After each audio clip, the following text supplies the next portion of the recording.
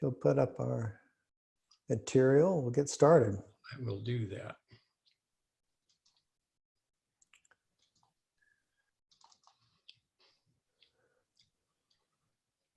All right, can everybody see the screen all right? Can they see the purple screen? Yep. Yes. Perfect, great. All right, well, thanks for joining everybody. We really appreciate your time today. And when Mark and I talked about putting together a group of CEOs and business leaders, several things came to mind as we thought, what a better time during a crisis to have a peer group that can meet together and share ideas, collaborate on solutions. And we thought we really need a different approach than people have used in the past. So we thought an online meeting that's 30 minutes, high value, that people look forward to having content they see that's really going to help them what they're going through at the moment. So really appreciate you joining this, and feel like it's going to be a really valuable discussion for all of us. So the format, in order to do this in 30 minutes, what we're going to do each week is have a topic that we discuss. And this week, Dr. Hinderleiter is going to share some material with us. And at the end, we'll open up the mics for everybody to have a kind of an open dialogue about the topic we discussed. And if you have any comments or questions during the presentation material, use that chat feature and you can send us that material, and we'll talk about each of the questions that were submitted at the end of the conversation. So it sounds like most of you know Mark. Mark has excellent both academic credentials as well as the hands-on experience that's so valuable when we're going through challenges like this. So Mark's led billion-dollar global companies and has coached many executives very successfully, and we're very fortunate to have his insight today. So with that said, Mark, I'll hand it over to you and look forward to your information. Sure. So, you know, we're all in the same boat right now across the world. Probably the first time in my whole lifetime, we've all kind of been in the same boat with kind of a worldwide situation. So kind of a quote here that seems appropriate. It's not the strongest or the smartest, but who can handle change, who's most adaptable. And I think that's going to be so true in our world right now, in any business, is who can adapt. It's been true for a while. It's more true than ever. Our specific challenge is leading remote teams for the businesses that haven't had to furlough everybody, like a lot of the bricks and mortar retail, who are still, ongoing. People are working from home. So the managers and leaders are working from home, the CEOs are working from home, and all their people are working from home, at least folks that were working in an office. And here's what I learned when I left the corporate world a couple of years ago, 30 years in the corporate world and 2 years out on my own, with my coaching practice, is there's a learning curve to both working from home and leading teams from home, remote teams. And I did that in my corporate career. I had HR folks that were in the corporate office, but I also had HR folks that reported to me that were, in other states and other countries and other continents. And Mark Johnson, my partner, has the same thing, the same corporate background and his own business and leading remote teams, and Mark, a lot of remote projects. So there's a learning curve, and that's the purpose of this webinar, is to help people just accelerate the learning curve. So here's what I've learned, is 7 practices, 7 tips, 7 strategies that really help us accelerate the learning curve. And so that's really what I'm going to do, is just kind of walk through these 7 practices that I've done myself, or Mark has figured those out. We've also reached out to some very experienced people that we know and picked their brains about kind of their best practices for leading remotely. So that's what this is. It's a result of our experiences and some good collaboration. So practice number 1 is just lead by example. That's true in any leadership scenario. It's also true in leading remotely. So let me give you a couple specifics. So model key behaviors. And so the first one is the working from home practices. So, you know, people are all over the place in terms of knowing how to work from home. And one of the things we can do from leaders, as leaders, is just lead by example, by having a good schedule and having a predictable routine and being available. And when we're on calls with people, you know, being professional and those kind of things, being responsive to requests. So just model the working from home behaviors that you want your folks to follow. You know, have a crisis mindset that is calm and purposeful and factual and supportive and resolute. One of the people, Carol, you may not relate to this person, but there's a governor of New York, Andrew Cuomo, who's skyrocketed in his attention lately because he's done such a great job of having daily updates about what's happening in New York with COVID-19. Mm-hmm. And so as I watch him, these are the things that I see. He's calm, he's purposeful, he's factual. There's no exaggeration in stories. He's just the facts. He's supportive. He shows empathy to New Yorkers, and he's resolute that, you know, that the healthcare facilities are going to get the, you know, the things they need. And so people need leaders to be these kind of things. So that's what we can be. You know, some people are going to be hysterical and reactive and overreactive, but the more that we can practice these things, people will appreciate that and follow that. Master the tools. You know, we're learning new tools, and we'll talk about technology here in a minute, but master the tools.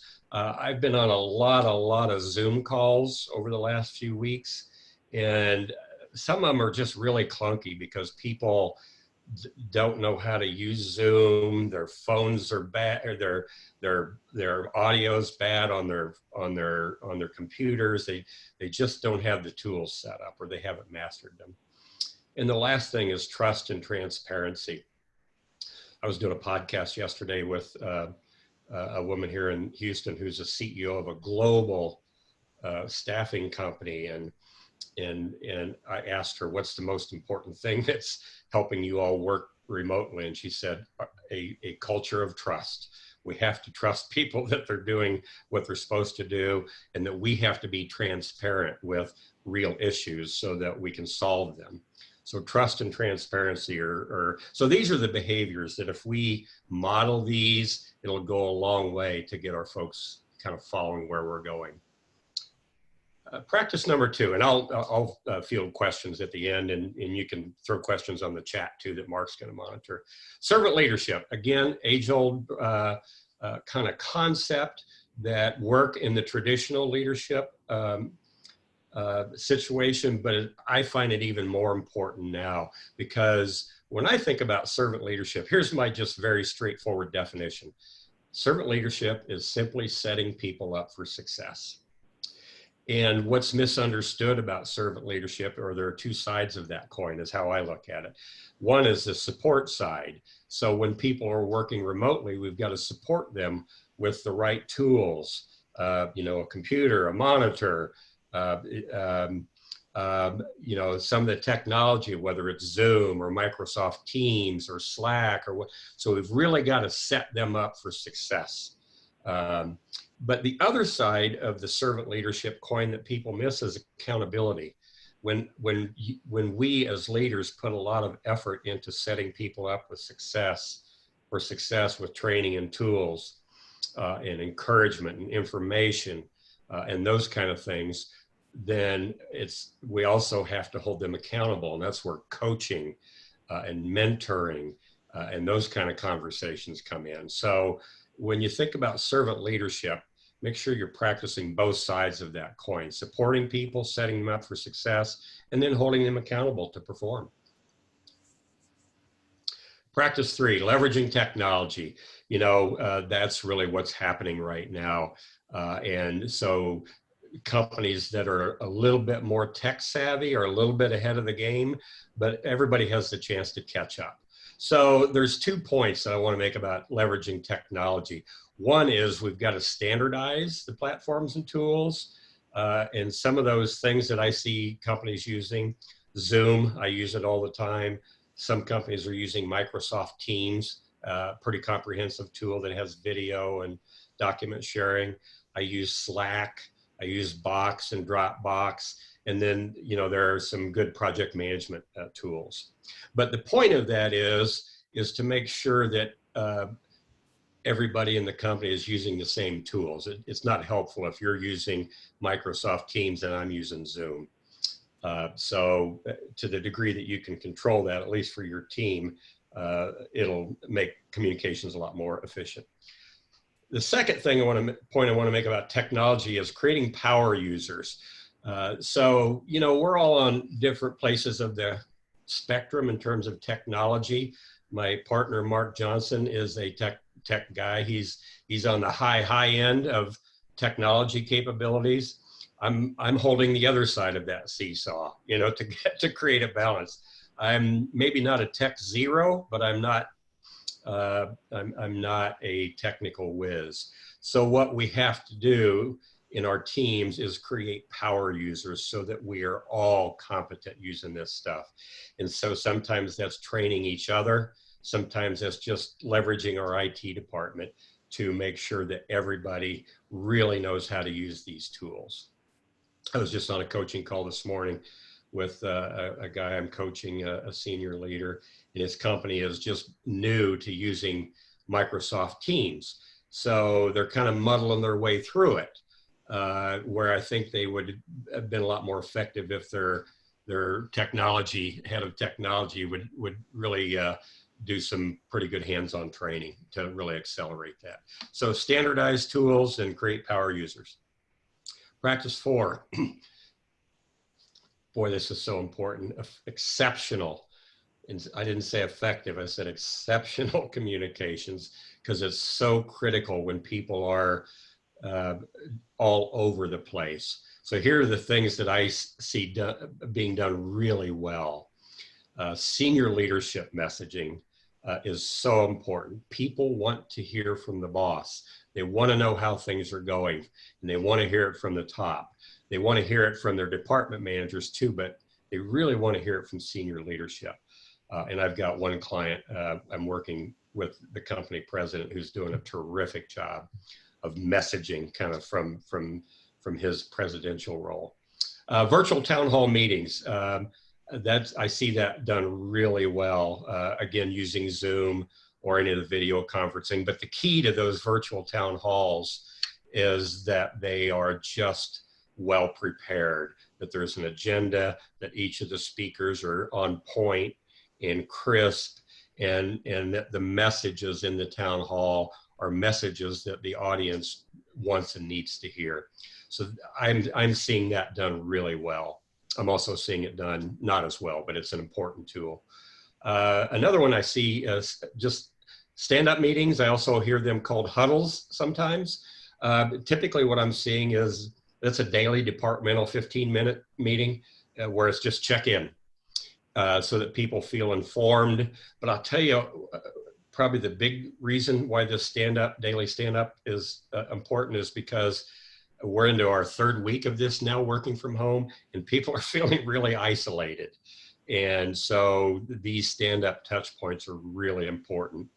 And the discussions don't even have to be all business. Sometimes it's just checking in with people, and sometimes people are telling funny stories and sharing personal things, just like we would if we were in the office. So those stand-up meetings are both good for information, but just touching, just touches with our people. Right tool for each communication. We got a lot of communication tools. Here's the mistake I see most often. It's also true kind of in the traditional bricks and mortar corporate scenario. Here's the mistake I've seen 100 times, and I've made it a few times myself: sending an email when it needs to be a conversation. So, you've probably sent an email in anger, and you probably received an email in anger, and so you responded and they responded. That is not a good use of email. Email's good for information sharing. When we have to talk and solve problems, we need to talk to each other. So understanding how communications and technology come together, using the right tool is important. So for leaders, I'm hearing this a lot. I am so busy with COVID and doing my day job, I don't have time to communicate with my folks. That's a problem right now, because people need communication, because we're in the most uncertain time of our lifetime. So what I coach folks to do is carve out a half hour a day, an hour if you can, but a half hour if that's the best you can do, and just use that to check in with your folks. So put it on your calendar so you'll make sure that you do that. That's really critical, more true now than ever. And then tailor individual touch points. Here's what I mean by that. Let's say you got 10 direct reports out there, and they're all different. And some are very experienced, and some are kind of new, and some are extroverts, and some are introverts. So ask yourself, how many times do I need to check in with that person this week? So the way to figure that out is, how experienced are they? The more experienced, the less touches they need. And what's their personality? You know, if they're an extrovert, they probably need a couple conversations. If they're an introvert, they don't want 5 check-ins. They just want 1 or 2. And then the third thing that I coach people to think about is, what is their personal circumstance? Some people have difficult circumstances right now. I was just on the phone with a guy who's owns a business. He's running his business, and he's got 3 kids at home, and that's a tough challenge. So people have different circumstances. So tailor your individual touch points about how often you need to check in with people based on their skill level, their personality type, and their individual circumstances. Practice number 5, manage to results. You know, when I think about leadership, and that's what we're talking about now, I think that there are really 3 practices that overlap: strategy, leadership, and management. Strategies are our game plan, how we go about competing in our space.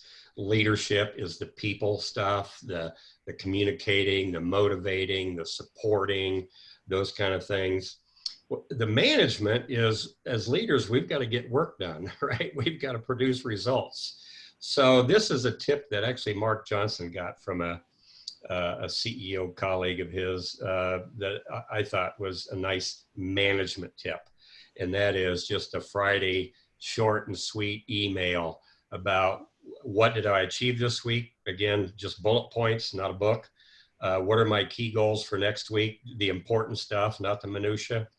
And then if I have any obstacles to getting my work done, say what that is, so that as a leader, I can get those obstacles out of the way.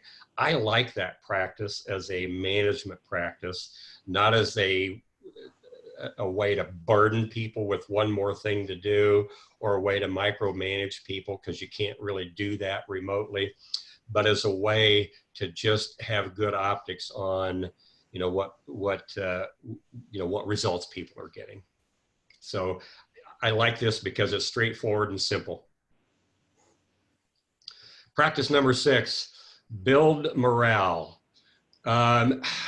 You know, again, we're in times where people are anxious and sometimes downright fearful, feeling a lot of uncertainty, and yet we're still asking them to work and stay productive. So we gotta find different ways to build morale in this virtual world. One way that we can all do is just recognition. When you're having your stand-up calls or your weekly town halls, just recognize birthdays, recognize service anniversaries, recognize people who went above and beyond the call of helping somebody else out. So it's always important to recognize. It's more important now. So, you know, we like happy hours and doing, you know, fun stuff like that. Well, with social distancing, we can't do that. But kind of the thing that's popping up now are virtual events. So Friday night, my family, my big crazy family that's spread out all over the place, East Coast, West Coast, Texas, Midwest. A bunch of us got on a Zoom call and had a happy hour. And it was pretty fun. It lasted 2 hours. I never thought it would be as fun as it was, but we had cousins, hadn't seen each other for a long time and had good conversations. One of my grown nieces was whiskeyed up pretty good, so that was entertaining. But the point is, people are kind of getting creative with virtual events, so we can do that at work too. So, and then the last thing is just think about contests and just ways to be creative. But we've got to probably step up our game in building morale just because of the mindset people are in right now. And the last practice is there are some common problems that are known in kind of remote situations. So I want to share some of those with you so that you can just kind of have your antennas up for those. So here's some of the common problems that I see now and I've seen kind of in doing this kind of thing. Here's the big one. People are feeling isolated. They're by themselves and feeling isolated, or they're getting crazy because they see their family like every second of the day, you know, for days on end. So the first one is that isolation. Some people aren't adjusting well. They are really more well suited to the office environment. And so keep your eyes open for that. When you find somebody not communicating, that's a red flag. Reach out. And your introverts, you're going to have to pay more attention to because they don't naturally do a lot of that anyway. Some people just feel overwhelmed. Like I said, I've got some clients that they're home, they've got kids, the schools are closed, daycare is closed, and so their personal circumstances are more difficult than other folks, and they just are literally feeling overwhelmed. So we've got to kind of reach out and just support people as best we can. And then just be aware of difficult circumstances that some people are in. And so the tips there really for these common problems is keep your antenna up. You know, when we're in an office environment, we see each other 2, 3, 4, 5 times a day. And so I know how you're doing. You know how I'm doing, just because we see each other so much. Working remotely, we don't see each other. So we have to really have our antennas up and make sure we're tuned in to how people are doing. And when we sense something, trust your instincts and reach out. And then when you do sense an issue, respond quickly. It probably won't get better on its own. So, and then tap into the resources that may be available to you. You may need to tap into somebody from HR. You may need to, if you have an employee assistance program, you may need to tap into that. But there are some common problems that you can be looking for. So I want to kind of pause there and just ask you all to unmute yourself. And I want to just throw this question out for discussion. You know, as you think about people working remotely and you working, leading remote teams, and you have other managers maybe in your organization who also are leading remote teams that may not have a lot of experience, how do we speed up the learning curve throughout the leadership ranks that maybe you're responsible for? So let me just throw that out there and get your thoughts.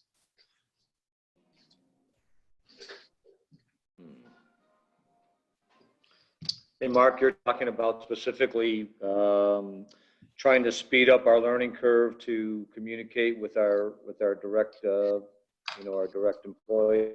Yeah, Kevin. Yeah, how do you accelerate kind of what we just talked about and throughout your management ranks so that not just your learning curve is accelerated, but maybe the other folks in your organization get down that learning curve a little faster? How can we do that?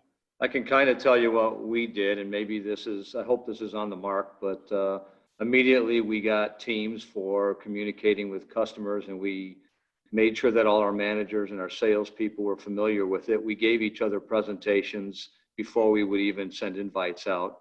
Only a few people were doing Zoom before that. And we made it so every manager and salesman had to do that. And then we communicate internally. Luckily, we had used Microsoft Teams before. Oh, good. Although there's, a certain portion demographics maybe of people in our group that just were not comfortable with it. And we had to spend, a little bit more time with those people, but that's what we had to do immediately. So that's kind of how we got to where we are at. And I know we have a long way to go, but that's where we're at. So did you see some benefit from those activities, Kevin? Oh, yes. The Zoom practice presentations and were very well received.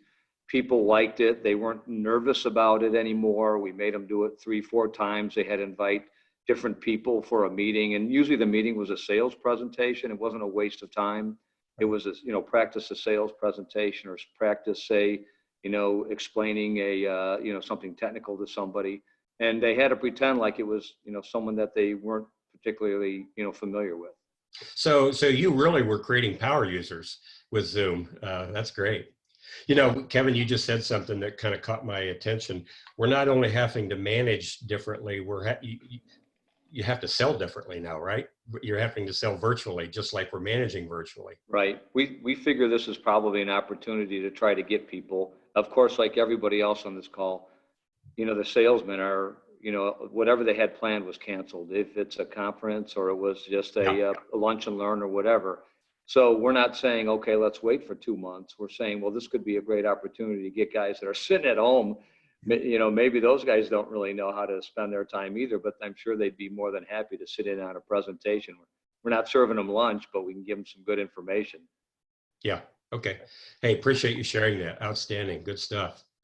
Got time for maybe one more. Anybody else? Hey, Mark, we have a couple of questions in the chat. Okay. Yeah, go ahead, Mark. The first one, if you want to, is from Rod. And Rod's question is, he said, I'm seeing a lot of underskilled leaders micromanaging right now. It communicates a lack of trust. How do we coach them to create a balance of accountability and support? Boy, that's an awesome question. I think, Rod, what you're seeing is kind of what I see too. Leadership weaknesses are going to get really exposed in this virtual reality. It's not that they're not anyway, but I think here's what I'm seeing get really exposed now. Bad cultures and ineffective leaders. Bad cultures that don't have a lot of trust. So when you send people home to work and y'all don't trust each other, good luck with that. Right? So that's a serious competitive disadvantage, and any time it's more so now. But we have to coach those folks up. Some of them are not suited to be leaders. Rod, you and I had probably that conversation before. So we may have to make some decisions right now when somebody is really exposed and can't lead. But it's probably an opportunity to coach people, because it's really hard to micromanage somebody remotely. So it may be a kind of an optimal time to coach somebody who's a micromanager, because it's so much harder to do. I don't know if that was helpful or not, but it may create more opportunity right now and more awareness that micromanaging won't work in a remote setting. It was helpful.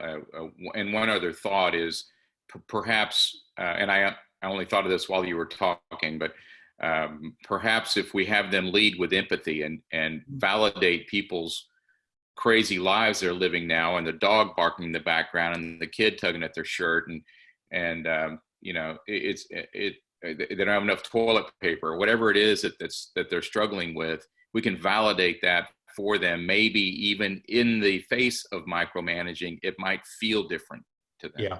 Yeah. Rod, I think what you're saying probably deserves a point on this slide deck. Gallup, some of their recent research, one of the things they came up with was the number one cited quality for leaders is empathy. That's a fairly new Gallup research. So, boy, your point's well taken, because people are struggling working from home. Some are, not everybody is, but some are really struggling. And so we do have to have empathy for the dog barking in the background and kids crawling on their parents' lap who are on a Zoom call, and that kind of thing that maybe would have annoyed us, a couple of weeks ago, that we've just got to have some more empathy and patience. So appreciate that. Hey, Mark, another question we have is from Kevin. I think it's one that we probably can relate to as well. And his question is, he said, my biggest challenge very recently has been that I have been receiving a lot more calls from my reports. I have thought of telling them to call less because I have to get my work done, but I don't feel right about that since I believe they appreciate the conversation. So how do I approach this? So that's a great question. How do you find that balance? Just yell at them, Kevin. Tell them you're busy. I know I can always count on good advice. Actually, I had this conversation with a company president that I'm coaching, and he's really an effective leader and really a great guy with great intentions, and people respect him. And he's struggling with people wanting to talk to him because he is such a good leader, and he's got a lot of work to do. So what he's trying right now is blocking out an hour on his calendar every day where he's just available for those either to make outbound calls or receive calls. So he's not taking calls. He's just saying, it's like when you were in school, here's the teacher's hours, kind of a thing. So that might be worth trying, Kevin, because people, the fact that your folks are calling you is a wonderful thing. The challenge is how to do it in a way that is efficient and effective so that everybody can stay in contact and get their work done. So you might give that a try. Thank you. Yes, sir. That's all the questions we have on the chat panel. Mark, do you want to, I know we're running a couple minutes over. Do you want I'll give the ball to you here, Mark. Right. So our next discussion next week is on business continuity planning. So I know everybody feels most companies have some form of a business continuity plan, but our conversation next week is how do you optimize that plan? So I've seen great variation in companies in the way they go about business continuity planning. So discussion next week is going to be talking about some best practices we've seen about how do you optimize what you have today, not only for the current crisis we're having, what about other crises that could be coming up? What if you had a combination of crises? So one of the things we see right now that's brewing is that we have our workforce working from home or from remote locations. But what happens if we had a cybersecurity attack during this and you lose a lot of those digital capabilities? So how do we plan for those situations and optimize the plan right now to make a difference? And we'll talk about some of the things we're seeing in companies that are really faring well during this time period versus those that are struggling, and we'll share that insight with you. And I think one of the most important things to talk about is this crisis will come to a close eventually. So how do you prepare your organization for a rapid recovery? How do you best seize this opportunity so that you're well positioned to hit the ground running at the right moment while others are still struggling to really hit their stride once this starts to clear? So I think it'll be a great discussion next week. Any other comments, feedback, suggestions of how we can make this time most valuable? I think it was great. Thank you. Yeah, I was just thinking about one thing that is important. Just tell your folks to organize their workspace at home. Because if they don't do that, they don't have the feeling that they need to go to work. And that's why people feel overwhelmed, because in fact, they need a private space to work and a private space just to have their usual, I would say, family life. That was an advice I gave to an executive I'm coaching, and more or less, it has really changed the way he just thought about this overall situation at home. So just think about it. Just have a workspace that is really the one you're going to use for your job. Then you close the door and move on with your family and do something else. That's really important. It makes a big difference. Great. Yeah, thank you, Carol, for that. And it's not just the physical space. It creates a mindset that I'm at work. Yeah, exactly. It's very, very important. Thank you for that. Appreciate that. If you all would like a copy of our our discussion today that you can share with your team members, just email Mark or I, and we'll be glad to share a copy of this with you so you can distribute that to others. And even better, if you'd like to have a kind of a deeper dive discussion on this, of course, reach out to Mark or I, and we'd welcome the opportunity to talk about. Yeah, we'd be happy to do a webinar kind of for your group if you find that helpful. All right, well, thank you all. So this is going to be an ongoing conversation, so I will send out another link for next week, but it'll be a recurring one, so you'll be signed up for however many we have. So anyway, thank you all for tuning in. Stay healthy and stay safe, and like Mark said, just reach out to either one of us if you want a copy of this thing, so you'll get the recorded version with the slides. So anyway, thank you all. Stay healthy. Thank you. John. You as well. Thank you, guys. Bye-bye. Bye-bye. Bye-bye.